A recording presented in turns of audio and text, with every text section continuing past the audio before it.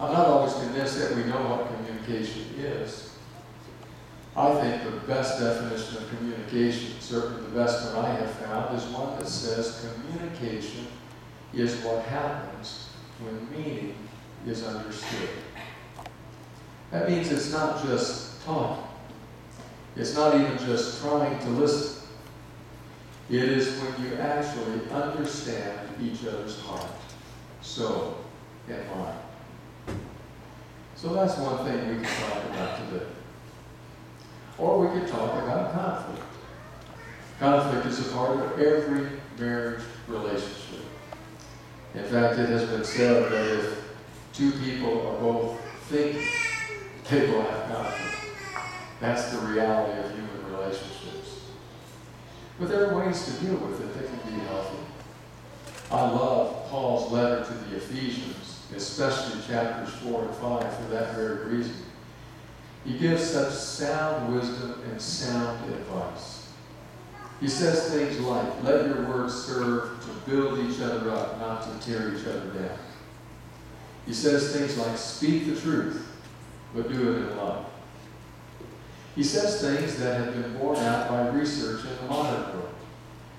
I remember sitting at a session, the American Association for Marriage and Family Therapists, with several thousand other therapists listening to a researcher report on his findings. As he made his report, he suddenly paused and thought about it for a moment, and then he departed from his notes and his PowerPoint. And he said, I have come to the conclusion, after many years of researching marriage, that most of our problems are simply due to how we talk to each other. That's all. That really bored itself into my mind. I continue to remember it today, many years later. Part of it was because it's so simple. Part of it is because it agrees with what Paul said. Let your words build up rather than tear down. So we could talk about conflict. We could even talk about rituals and habits and customs. You're at the very beginning of your marriage life together. As I mentioned to you in the office the other day when we talked, in just a few hours this day will end and your wedding will be over. But in just a few hours as this day ends, your marriage will just have begun. Because you are in the opening moments, you have the opportunity to decide what habits, what customs, what rituals you want to be uniquely yours. How will you handle a plethora of realities? How will you celebrate holidays? How will you celebrate birthdays? How regularly will you spend time together? What will your nighttime rituals be? What will your worship rituals be? All of those things are things that you can decide. I would just encourage you to think about them and decide them, choose them. If you wait for them just to happen spontaneously, you will end up at some places you wish you hadn't gone and miss out on some of the succulent delights of marriage.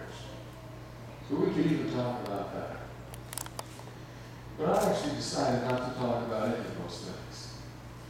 I decided to talk about just one simple thing. I decided to read to you the words of a passage of Scripture found in the Gospel of John. I decided to read it to you because it's a passage about a wedding. A wedding that was attended by, well, we don't know who all attended it, but we do know one guest. His name was Jesus. Brought along his 12 friends. I hope they were expecting him, because that's a lot to add to the celebration. Here's how John describes that event. The next day there was a wedding celebration in the village of Cana in Galilee. Jesus' mother was there, and Jesus and his disciples were also invited to the celebration. The wine supply ran out during the festivities, so Jesus' mother told him, they have no more wine. Dear woman, that's not our problem, Jesus replied. My time has not yet come.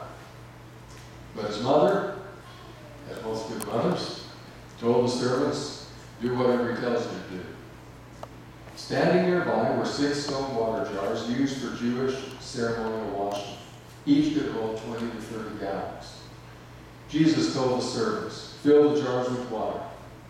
When the jars had been filled, he said, now dip some out and take it to the master of ceremonies.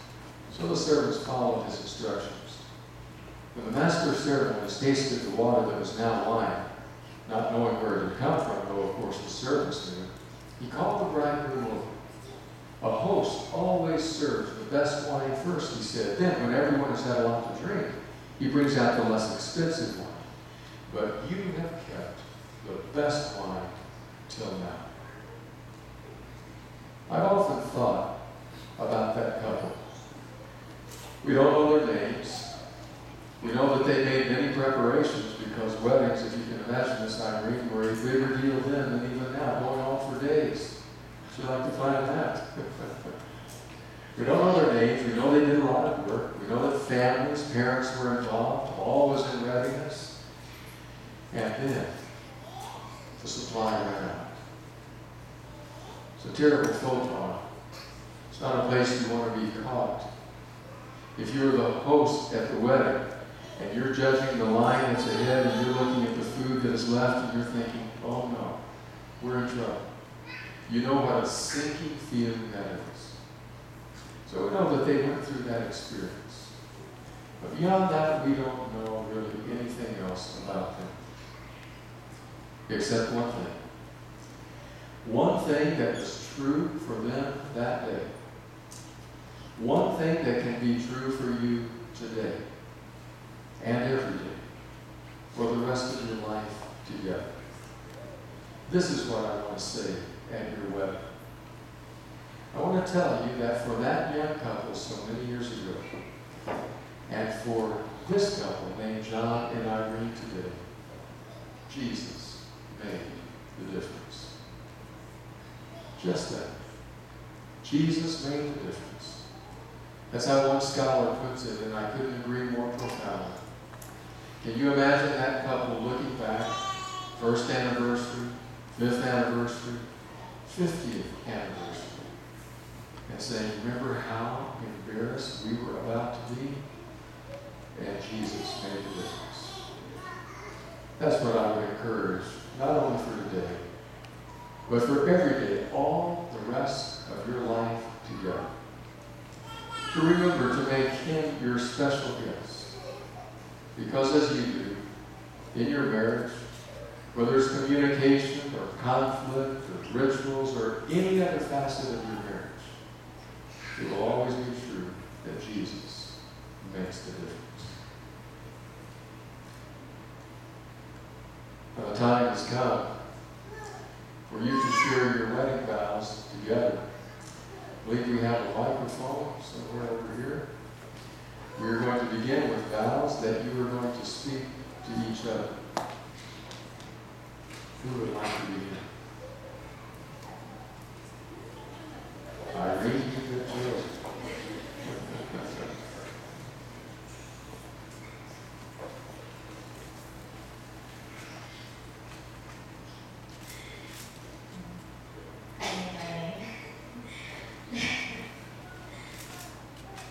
So today I'm standing in front of you, and also before our families and our friends. And I'm very proud to say that today we've been together for 8 years and 8 months. So happy month anniversary.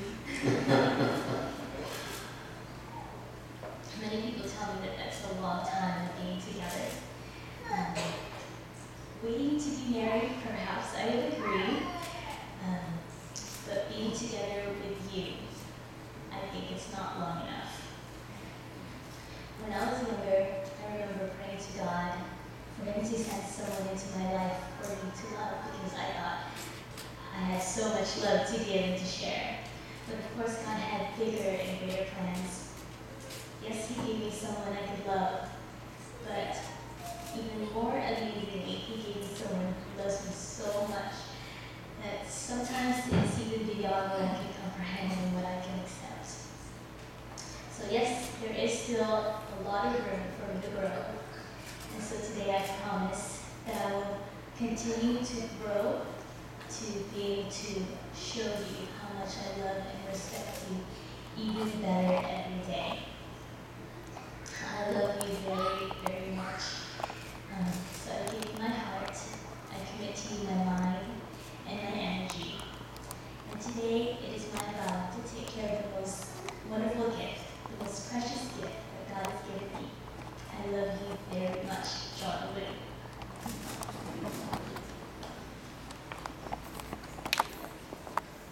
I'm not sure. I'm not sure how I'm going to top that. But I would like to take the opportunity to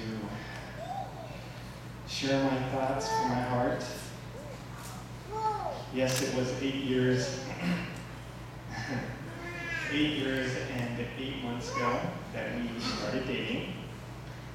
And at that time, I could not foresee this day. I was still young, still restless, still had to choose my options. And yet, what came about was that I realized that of all the options out there, you are the best option. And that's a good thing that I said that here. In truth, yes, I know sometimes it bothers you that I like to look at options and that I've taken so long to propose and get to this day. But I will tell you what, everyone who knows me well knows that once I make a decision, it's the best decision that I could have made, and I am completely happy. And, you know, when I look at our relationship, it's amazing to see the growth and development and the progress that we've made. I have flaws, and you have flaws. Some more slight than others. And yet, with all those flaws, I see the beauty. The beauty inside of me that I believe no one else can see. I believe that I have found a diamond in the rough, and it just needed some polishing.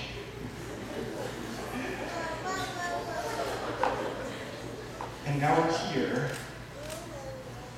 I'm really excited that I've chosen you and that you've chosen me.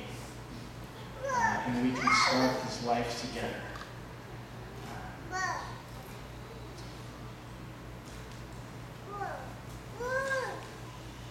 I feel like you have made me a stronger person, a stronger-minded person, and that you have helped me grow and mature as an individual, as a man, and I hope to the point of where I can be the husband that you want me to be.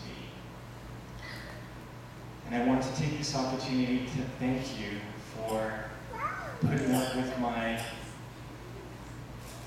cute quirks that I have and the patience that you've had when it has bothered you, and that you've been able to see beyond that, and to see that I do truly love you as much as I possibly can. And I believe that there's more to come. I also want to express in front of you that I'm going to commit to you and to God that I will help you reach your potential, my potential, help you help me reach my potential, and that we will face God together, standing together, and supporting each other as we grow in a bond that will be unshakable. And so on this day, Irene, I hope you can see how much I love you, how much I care about you, and that I've accepted you for who you are, and that I would like to say that I will stand by your side for the rest of my life.